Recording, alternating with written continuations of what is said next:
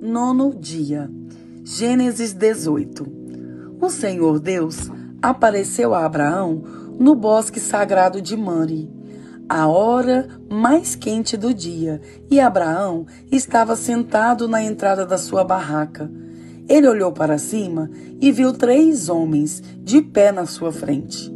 Quando os viu, correu ao encontro deles, ajoelhou-se, encostou o rosto no chão e disse: Senhores, se eu mereço a sua atenção, não passem pela minha humilde casa sem me fazerem uma visita. Vou mandar trazer água para lavarem os pés, e depois os senhores descansarão aqui debaixo da árvore. Também vou fazer um pouco de comida, e assim terão forças para continuar a viagem. Os senhores me honraram com a sua visita, portanto, deixem que eu os sirva. Eles responderam: Está bem, nós aceitamos. Abraão correu para dentro da barraca e disse a Sara: Depressa, pegue uns 10 quilos de farinha e faça pão. Em seguida, ele correu até onde estava o gado, escolheu um bom bezerro novo e o entregou a um dos empregados, que o preparou para ser comido. Abraão pegou coalhada, leite e a carne preparada e pôs tudo diante dos visitantes. Ali debaixo da árvore, ele mesmo serviu a comida e ficou olhando. Então eles perguntaram: Onde está Sara, a sua mulher? Está na barraca, respondeu Abraão. Um deles disse: No ano que vem eu virei visitá-lo outra vez, e nessa época Sara, sua mulher, terá um filho. Sara estava atrás dele, na entrada da barraca, escutando a conversa. Abraão e Sara eram muito velhos, e Sara já havia passado da idade de ter filhos. Por isso, riu por dentro e pensou assim: Como poderei ter prazer sexual, agora que eu e meu senhor estamos velhos? Então, o Senhor perguntou a Abraão: Por que Sara riu? Por que disse que está velha demais para ter um filho? Será que, para o Senhor, há alguma coisa impossível? Pois, como eu disse, no ano que vem virei visitá-lo outra vez, e nessa época Sara terá um filho.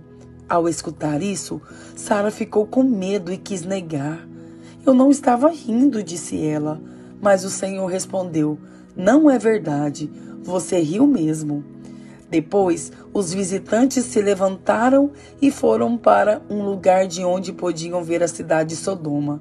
E Abraão os acompanhou para lhes mostrar o caminho.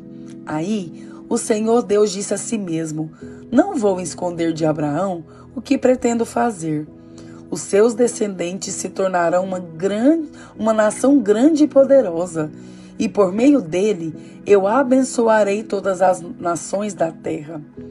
Eu o escolhi para que ele mande que os seus filhos e os teus descendentes obedeçam aos meus ensinamentos e façam o que é correto e justo.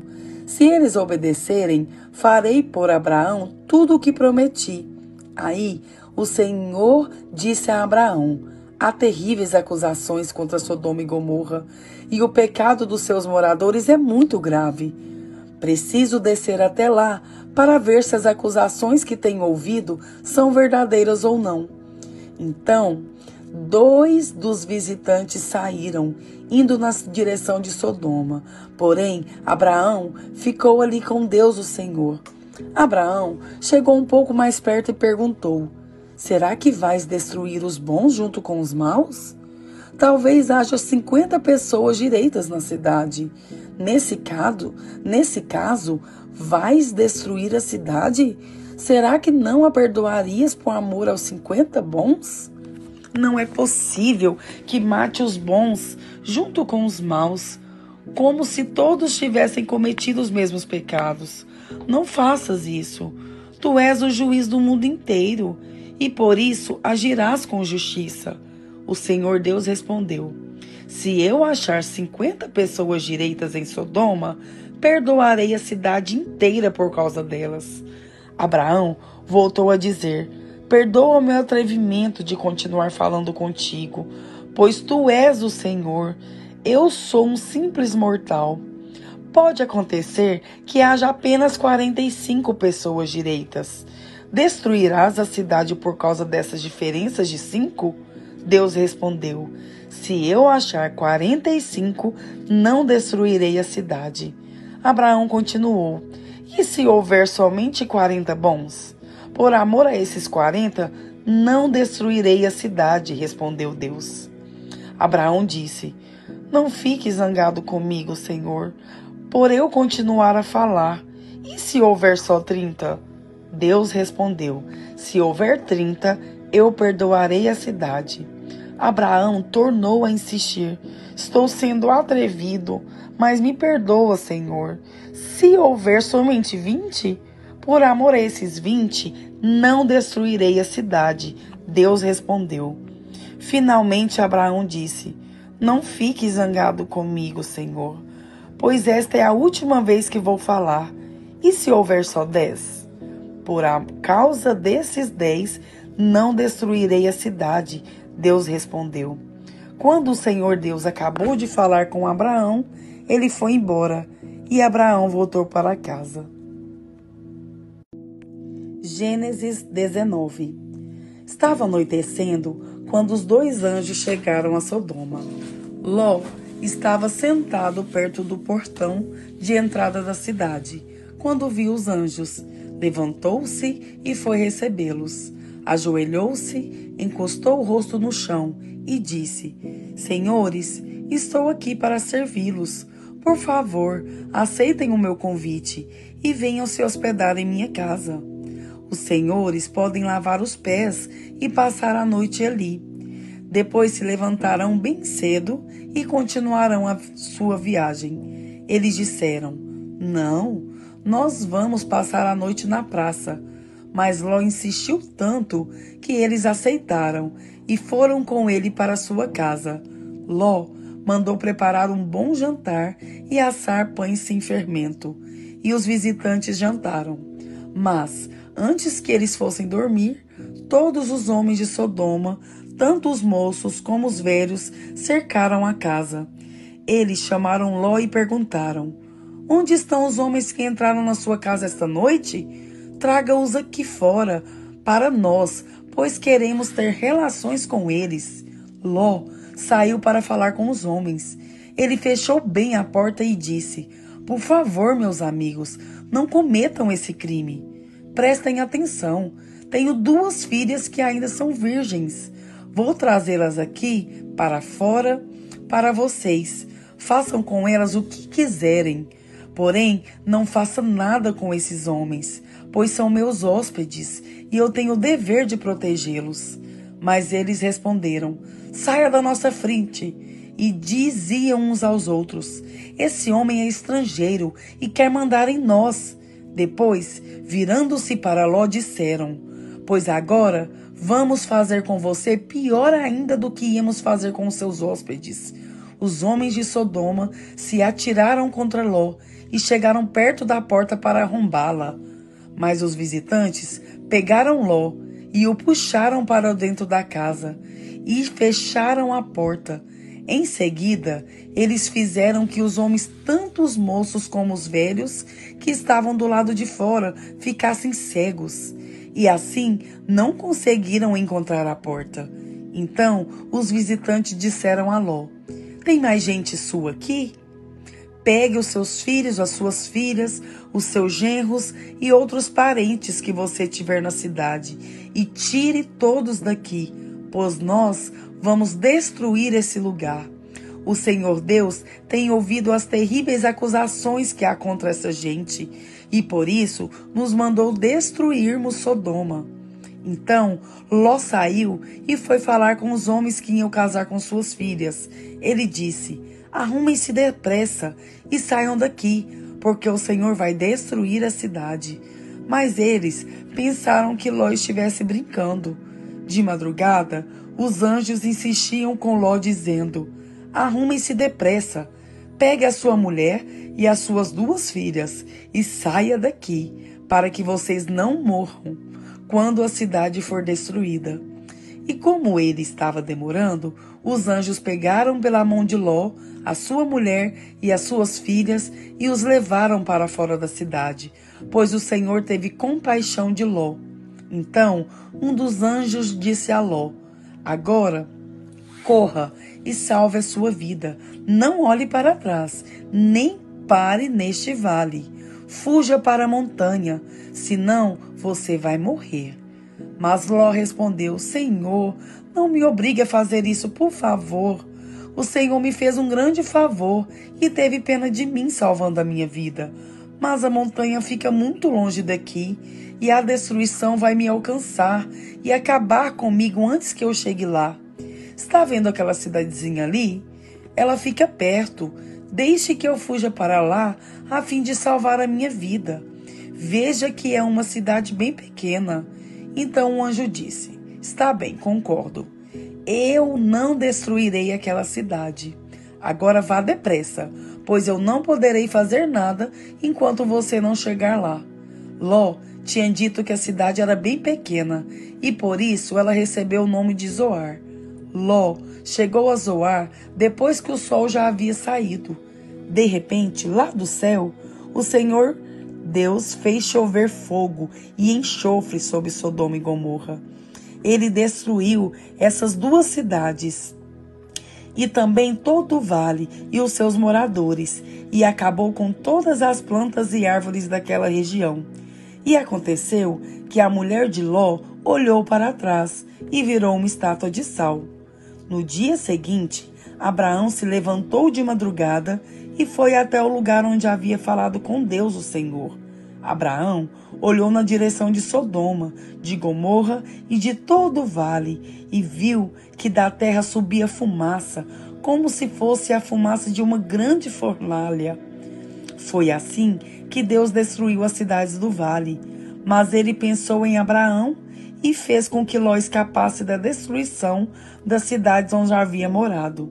Ló teve medo de ficar morando em Zoar e por isso foi para as montanhas, junto com suas duas filhas.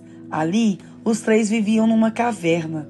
Certo dia, a filha mais velha disse à mais nova: o nosso pai está ficando velho e não há nenhum outro homem nessa região. Assim, não podemos casar e nem ter filhos, como é de costume de toda parte.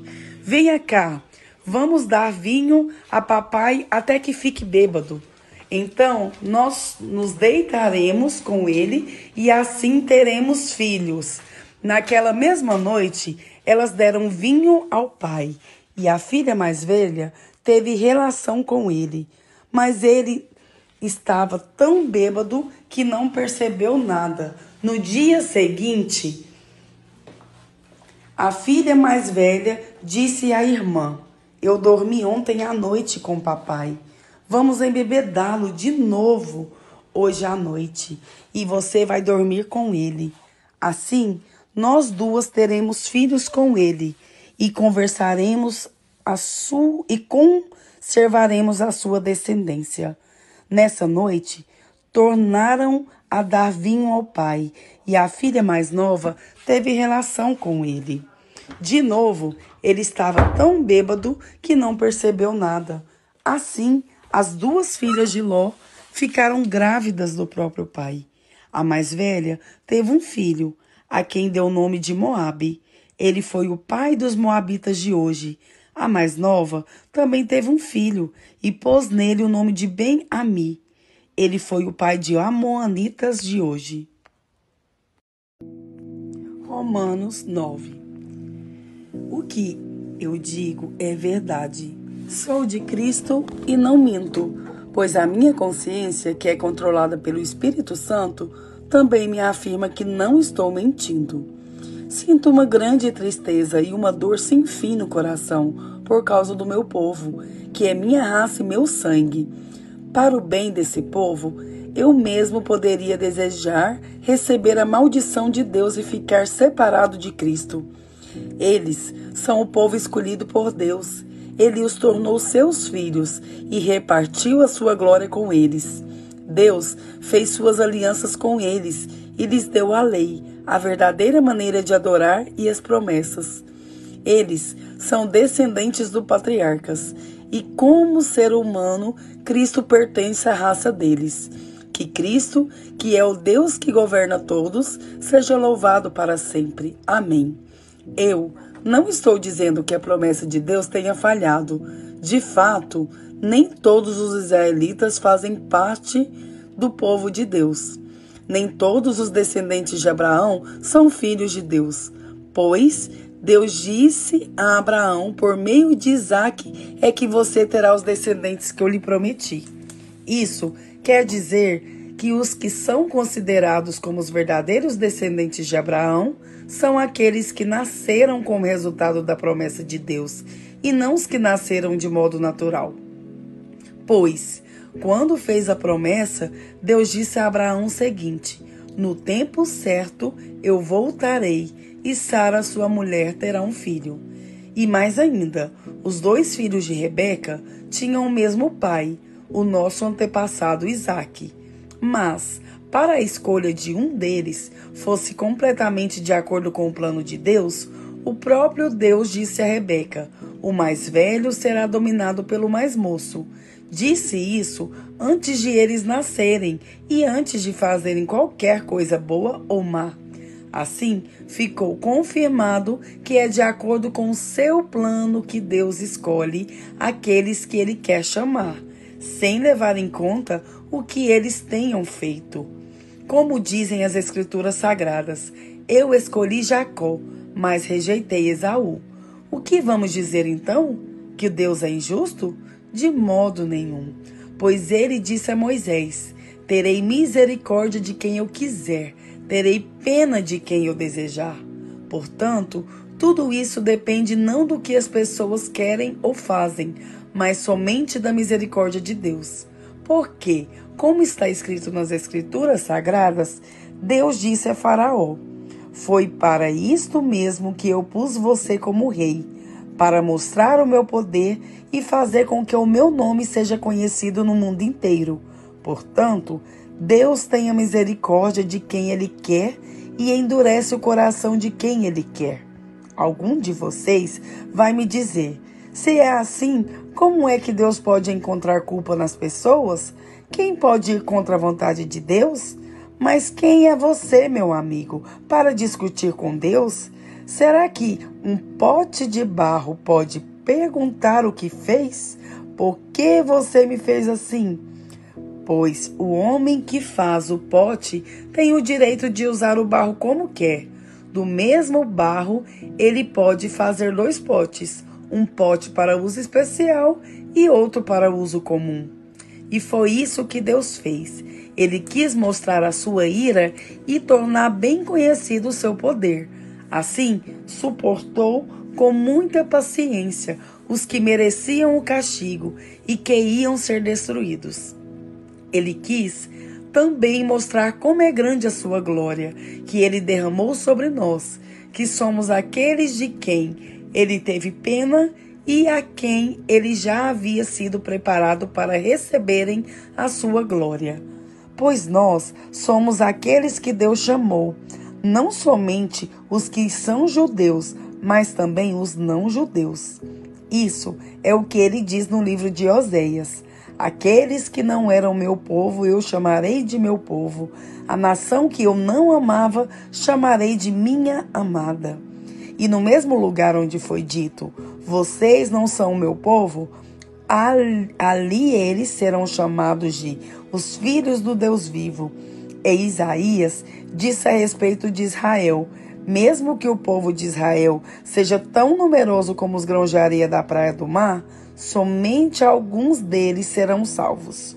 Pois o Senhor julgará logo e de uma vez o mundo inteiro.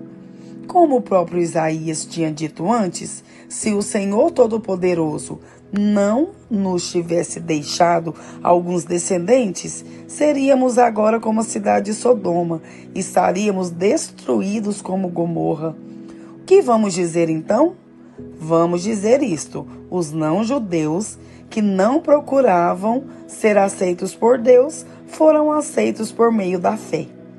Porém, o povo de Israel, que procurava uma lei para ser aceito por Deus, não encontrou o que estava procurando.